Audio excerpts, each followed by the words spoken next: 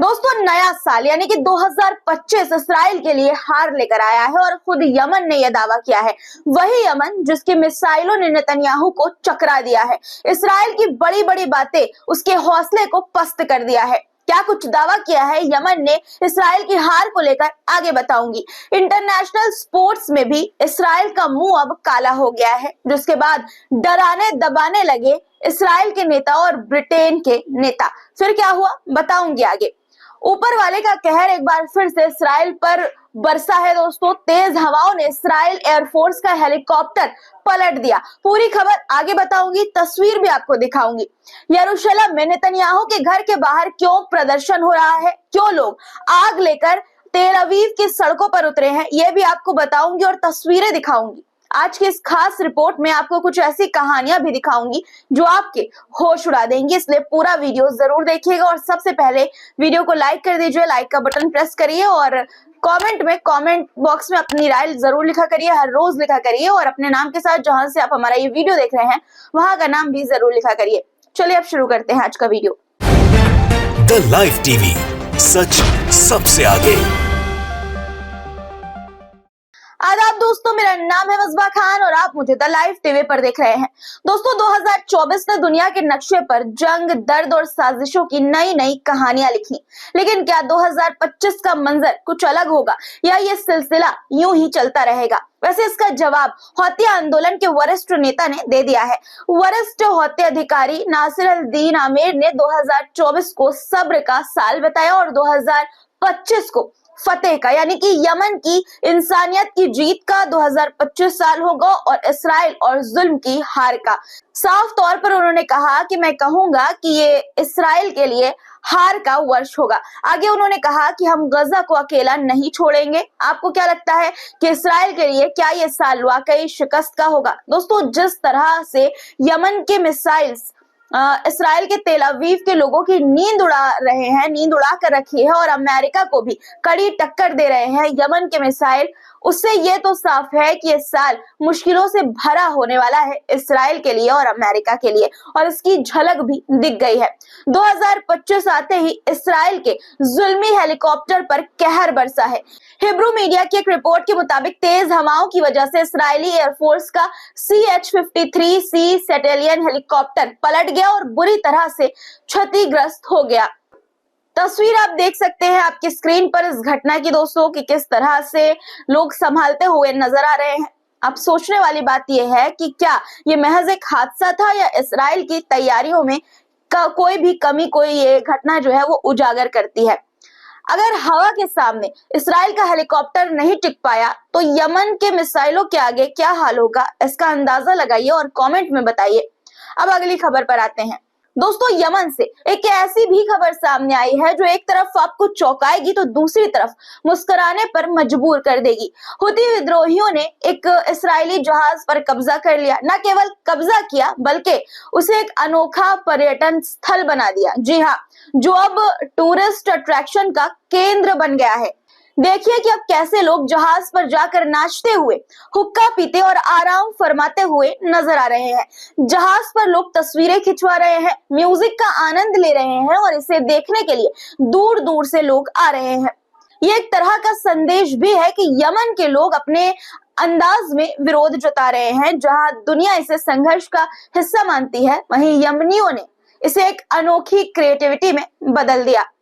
दोस्तों, इस्राइल का मुंह इंटरनेशनल स्पोर्ट्स में भी काला हो गया है, जिसके बाद डराने और दबाने लगे हैं इस्राइल के नेता।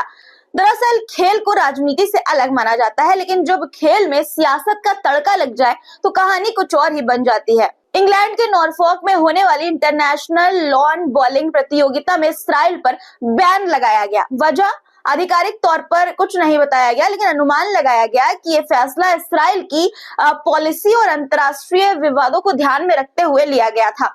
लेकिन कहानी में ट्विस्ट तब आया जब चंद घंटों के बाद ये बैन हटा दिया गया। जानते हैं ऐसा क्यों हुआ? क्योंकि यहूदी संगठनों और ब्रिटिश सांसद रूपर्ट लो ने इस फैसले पर जबरदस्त दबाव बनाया। नतीजा, इस्राइल को प्रतियोगिता में कंपटीशन में वापस बुला लिया गया। दोस्तों अब मैं आपको इसराइल द्वारा एक मासूम के कत्ल करने की लाइव तस्वीरें दिखाना चाहती हूँ। देखिए ये वीडियो। इस वीडियो में आपको गजा की तबाह गलियों से निकलता हुआ एक एम्बुलेंस नजर आ रहा होगा। एक एम्बुलेंस आगे बढ़ता है, दूसरा एम्बुलेंस पीछे से आता है और जैसा ही तीसरा एम्बुलेंस कैमरे के फ्रेम में आता है तो दूसरी वाली एम्बुलेंस पर इसराइल रॉकेट दाग देता है, जिससे एम्बुलेंस पूरी तरह से तबाह हो जाता है। कहाँ गए पार्ट्स इस एम्बुलेंस के नजर भी नहीं आते। दोस्तों आप वीडियो में साफ तौर पर देख सकते हैं।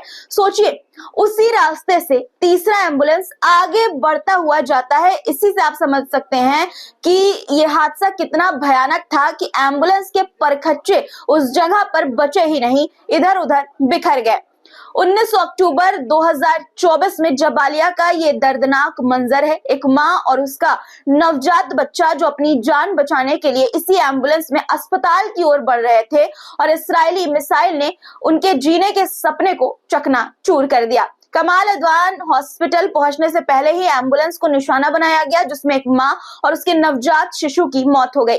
ये सिर्फ एक हमला नहीं, इंसानियत पर एक बड़ा धब्बा था। सोचकर ही रोंगटे खड़े हो जाते हैं कि कोई कैसे ऐसे कर सकता है।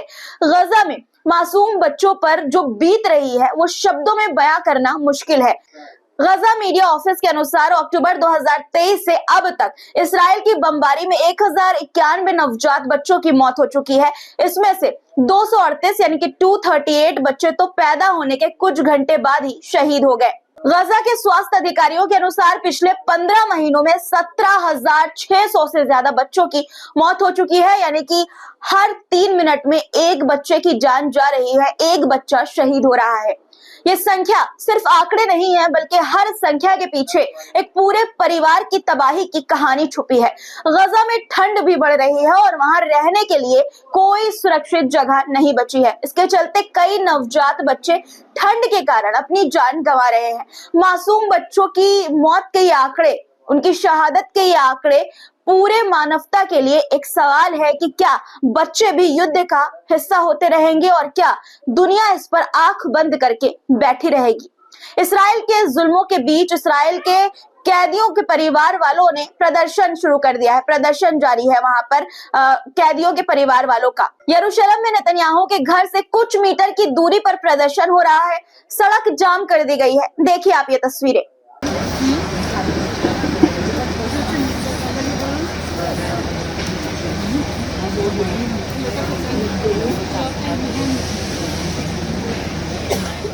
कैदियों के इन परिवार वालों की मांग है कि कैदियों की रिहाई के लिए जल्द से जल्द समझौता किया जाए। वहीं इसराइल के कब्जे वाले इलाकों में भी प्रदर्शन फिर से शुरू हो चुके हैं। लोग एक बार फिर से सड़कों पर उतर आए हैं और तत्काल गजा युद्ध विराम तथा वहां से बंदियों की वापसी की मांग कर रहे हैं। तेल अवीव में प्रदर्शनकारियों ने मुख्य सड़क आयलोन हाईवे को भी जाम कर दिया। ये प्रदर्शन इस बात का सबूत है कि अब इस्राएली समाज के भीतर भी इसराइल की सरकार के खिलाफ आक्रोश बढ़ रहा है। दूसरी तरफ खबर है कि फिलिस्तीन ने अल जजीरा पर बैन लगा दिया है। आज के लिए फिलहाल इतना ही दोस्तों। आज की वीडियो पर आपकी क्या राय है कमेंट में जरूर लिखिएगा और चैनल को अगर आपने सब्सक्राइब नहीं किया है तो कर लीजिए। वीडियो अभी देख रहे हैं और लाइक नहीं किया है तो बहुत गलत बात है। ये फटाफट वीडियो को लाइक करिए और साथ ही साथ शेयर भी वीडियो को जरूर कर दीजिएगा। फिर मुलाकात होगी आपसे कुछ नए मुद्दों के साथ। तब तक के लिए खुदा हाफिज।